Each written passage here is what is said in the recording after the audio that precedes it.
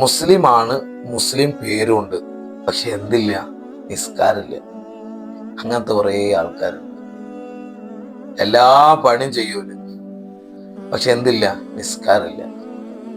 നിസ്കരിക്കാത്തവനിക്ക് 15ഓളം പരീക്ഷണങ്ങൾ അള്ളാഹു സുബ്ഹാനഹു വ തആല കൊടുക്കുമെന്നുള്ളതാണ്. അതിലേക്ക് ഞാൻ കടക്കുന്നില്ല, ഇൻഷാ അല്ലാഹ് പിന്നീട് പറയാം. ഞാൻ പറയുന്നത്, ഈ എല്ലാ വക്തും കൃത്യമായി നിസ്കരിക്കുന്നവരോടൊന്ന് ചോദിക്കുക. ആര്? നിസ്കരിക്കാത്തവർ. നിസ്കാരം കഴിഞ്ഞ് സലാം വീട്ടിയതിന് ശേഷം കിട്ടുന്ന ഒരു സുഖമുണ്ട്, അത് നിസ്കരിച്ചവനേ അറിയുള്ളൂ, നിസ്കരിക്കാത്തവൻ അത് അറിയില്ല. ഞാൻ പറയുന്നത്, ഇപ്പൊ ളുഹർ ബാങ്ക് കൊടുത്ത് നമ്മൾ ളുഹറടെ നിസ്കരിച്ച് സലാം വീട്ടിയതിന് ശേഷം ഒരു കിട്ടുന്ന ഒരു എനർജി ഉണ്ട്. നമ്മളൊന്ന് മനസ്സറിഞ്ഞ് നിസ്കരിച്ചു നോക്കി.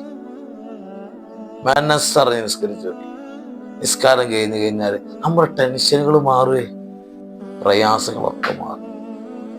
ഇന്ന് മുതൽ തന്നെ നിസ്കരിക്കാതെ പോകുന്ന ആളുകളുണ്ടെങ്കിൽ നിസ്കരിക്കാൻ തുടങ്ങുക.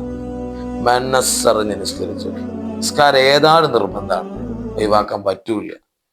അതുകൊണ്ട് തുടങ്ങനെ ഇന്ന് മുതൽ ഈ വീഡിയോ നിസ്കരിക്കാത്തവർ കാണാന്നുണ്ടെങ്കിൽ ഈ വീഡിയോ കണ്ടതിന് ശേഷം തുടങ്ങനെ നിസ്കാരം മനസ്സറിഞ്ഞ് നിസ്കരിച്ചു നോക്കി. നിസ്കാരത്തിൽ നിന്ന് വിരമിച്ചു കഴിഞ്ഞാൽ കിട്ടുന്ന ഒരു സുഖമുണ്ട്, അത് വല്ലാത്തൊരു വൈബ് എന്ന് പറയാം, അടിപൊളിയാണ് എന്നുള്ളതാണ്.